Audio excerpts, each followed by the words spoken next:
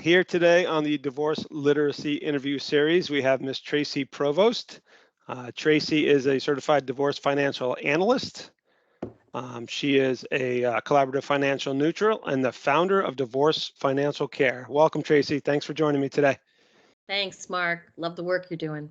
Thank you.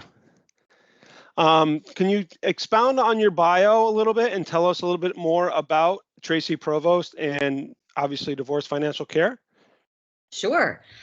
So I kind of got into doing this work in 2009 when I was working for an all-female financial services firm and found that the majority of our clientele were women who were either widowed or had gotten divorced.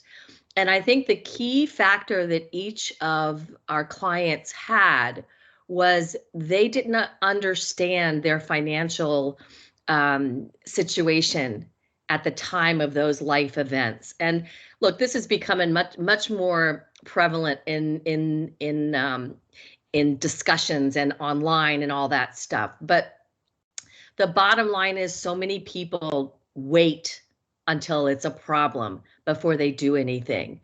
So I really felt the need and the drive to be proactive in educating not just women, but they tend to be in the area where I practice, which which COVID allowed that to be all over the country, but primarily in the Northeast.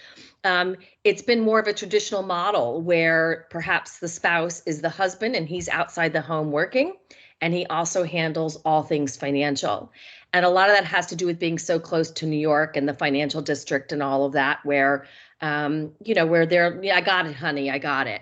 And Right. So what ends up happening is when you get to a crisis, these educated women or educated spouses, whether it was a man or a woman, all of a sudden feel great regret and shame on them not taking any ownership or any interest in wanting to learn about their financial life. So that was my entry point, and I ran a workshop in Southport for 4 years. That basically was a financial literacy 4-hour workshop once a month. It was primarily focused on clients considering and contemplating divorce, but it allowed them to come into a safe space and get a little bit more education on the process they could perhaps be getting ready to go through. And so that was really the foundation on which I built my practice. And I used to manage assets. I don't do that anymore. My practice is concentrated full time on working with clients who are going through divorce at any stage. If clients are lucky enough to get me early on, it's a wonderful resource for them to really give them guidance and clarity on the steps they need to take in order to get through this to the other side. Not only from a financial perspective, but money is not emotional, but we're emotional about money. So navigating through that aspect of it as well. Well, that's excellent. That's a really big niche. I run into that in my own practice with a lot of women who just don't understand. So it's really special that you kind of found that niche and grew into that for yourself. Thank you for that. I know a lot of these situations, each divorce situation is unique in itself.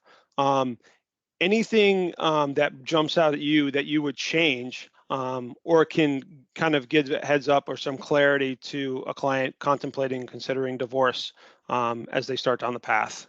Yes. So my fellow family law professionals, especially those attorneys, everybody feels their first step is, oh, I need to talk to an attorney. And in doing so, they also want to talk to every friend that they have on the planet who's ever gone through divorce.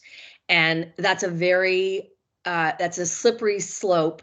And a lot, it's interesting. I don't know, maybe 4 years ago, I posted on Facebook, somebody said they were looking for a barracuda, a shark. And I posted something very simple. And I just said, I don't know your situation, but one of the things I would recommend is figure out, kind of why you're looking for that shark. What is it you're trying to accomplish? Because there are a lot of other ways to get divorced that can help a family stay intact more financially and emotionally. And wow, they came out of the woodwork. Like, what does that mean? You mean I don't have to go to a trial? I don't have to go to litigation. I don't have to do that.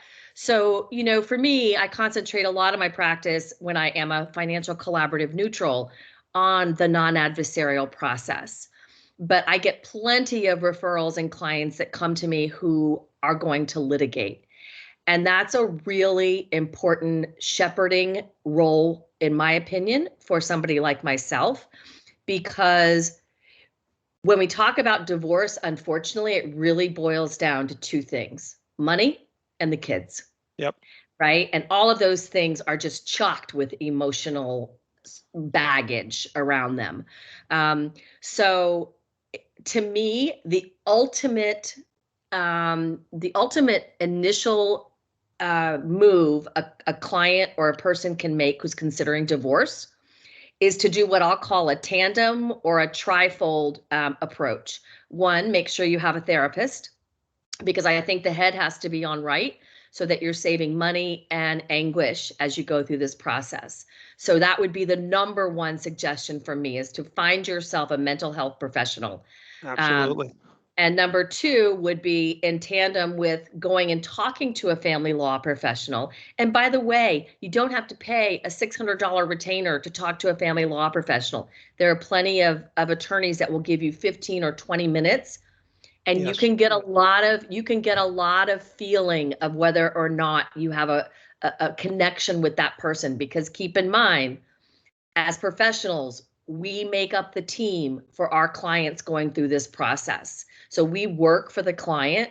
And to me, it's super important that everybody who's on our client's team understands their role, and they are doing what they can to shepherd this client through a process that they never expected to go through in their lives. So I would say those three: a financial professional to Yep. kind of tell them, here's what you're going to need to know.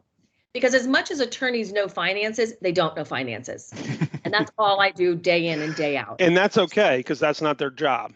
100%. Yeah.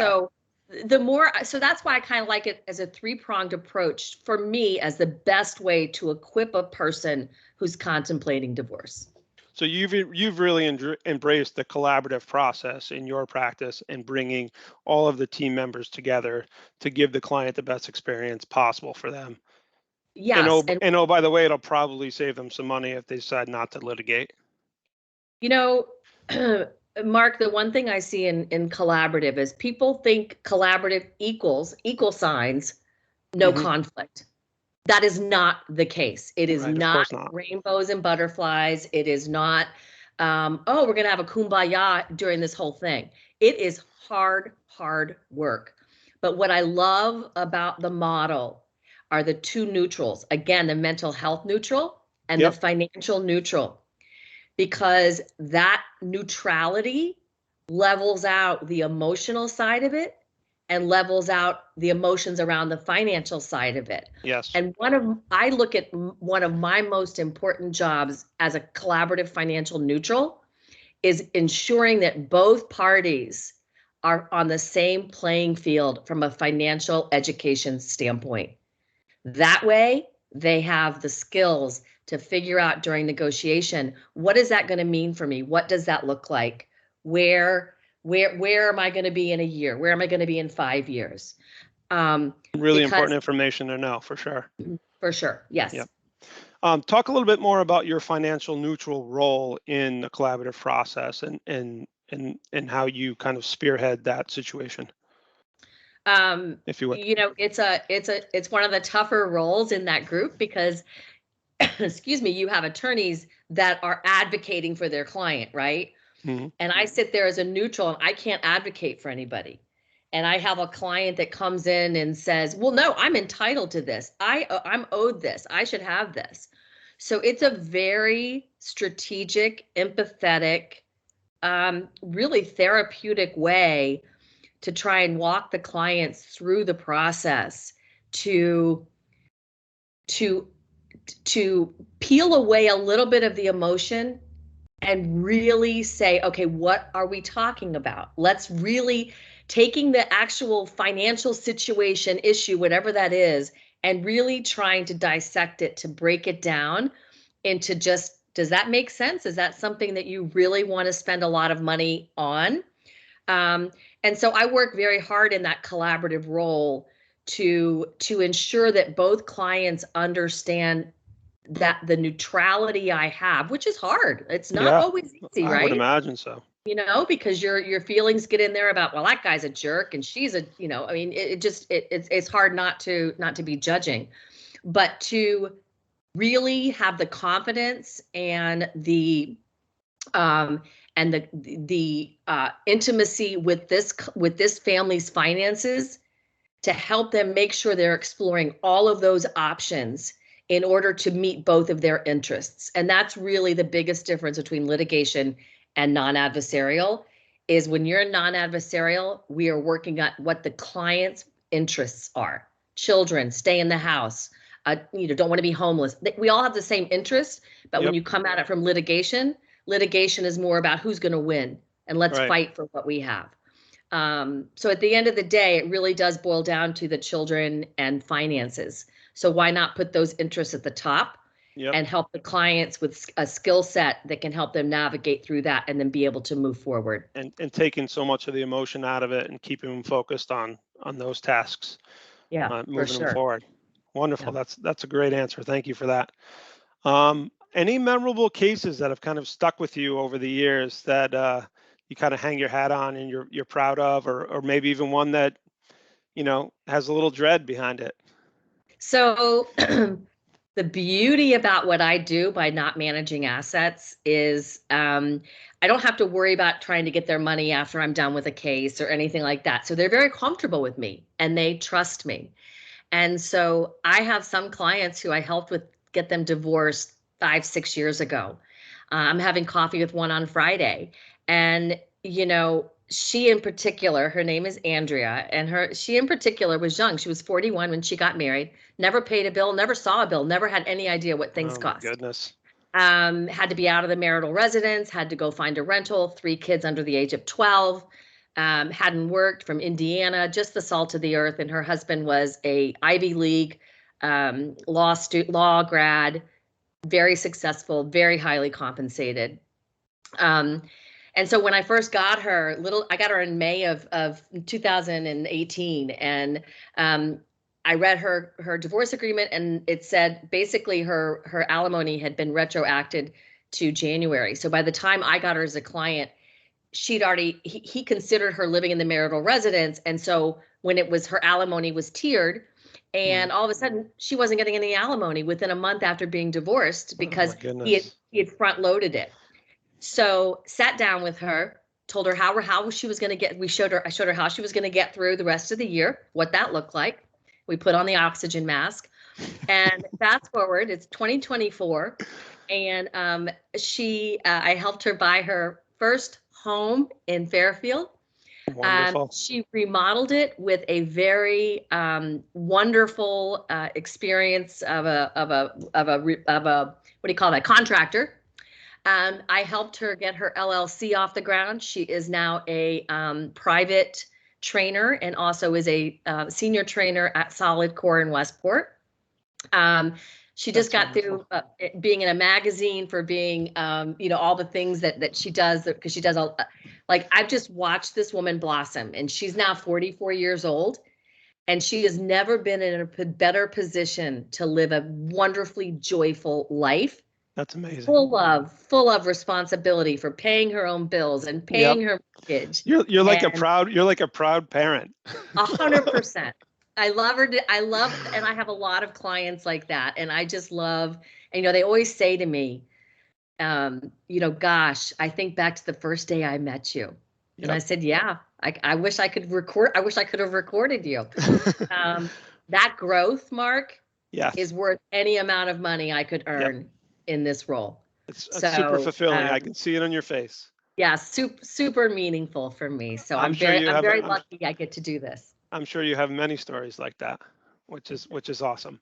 Well, I'm sure anybody watching this interview is going to want to get in touch with you to hire you for your services. How can somebody get in touch with you? Website? I think Yes, but I think it's really important. You may have just heard 10 minutes of me talking, but you can go on my website and learn more about me. I also offer references because I think it's really important. You can't tell. I always give a first consult at no charge Hmm. because that person doesn't know if I'm going to be able to help them or they like Right. me or they want to work with me. So I normally will give a half hour to 45-minute consult at no charge. My website is www.traci, Traci, Provost, Provost.com. Or you can always shoot me a text, and my number is on my website. So learn about me on my website, learn about the kinds of things I do, and I'm always happy to help. That's what I do. That's awesome. Thank you so much. Any last minute thoughts that you'd like to share? Well, I think the last minute thought I have is I am so glad to have met you, a year, 2 years ago, to Yeah. learn what you do. Because if there's one thing I think we all know in going through this process is nobody can go through it alone. Yes, And that absolutely. includes us colleagues when we have clients who have a need for help. And you have been there for them, your expertise is there for them. So I am super grateful for the niche you've kind of carved out because you're the only one I know who does this in the state of Connecticut that I know. I know there's a few others, but not Yep. many. Yep. Um, and I to have that resource as something I can offer clients is huge. And especially with the interest rates being up, the first thing they're going to ask is how am I going to afford to refinance? How am I going to afford to move? So Right. I'm grateful for you and your team for the things that you're able to do for my clients. Well, thank you. I appreciate that. And I am equally as grateful for you. And thank you Thanks, so Marc. much for taking the time to do the interview today. I very much appreciate it. Good to see you. You as well. Okay, bye.